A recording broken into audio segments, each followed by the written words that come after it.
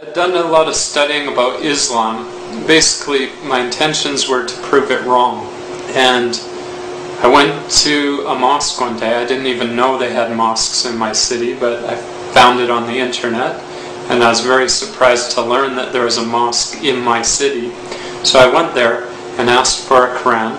I offered to buy it, but they gave it to me for free. And I started reading it. But before I read it, I basically just sat down on my couch and, just sincerely prayed to God that He would guide me to the straight path. I was expecting a similar book to that of the Bible.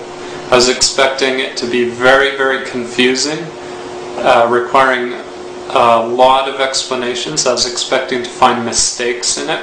I was expecting to find contradictions in it.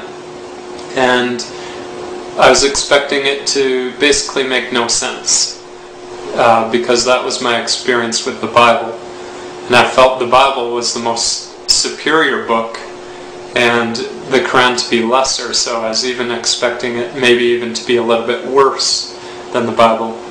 I was expecting it to be very unethical in its treatment of women and treatment of elderly and basically the weak people of society that can't defend themselves. I was expecting it to sort of be cruel to those people because the way the media portrays it, I had really no desire to come to Islam because from what I've seen on the media.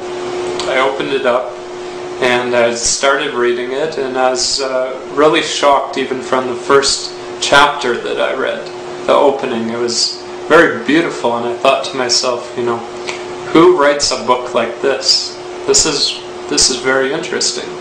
And the more I read, the more I got intrigued with it. And by the time that I had finished reading it, I really thought to myself, can I deny any single principle within this book? I had already gone to all the anti-Islamic websites as well, where they point out the so-called mistakes of the Quran, which are very easily explained even to a non-Muslim.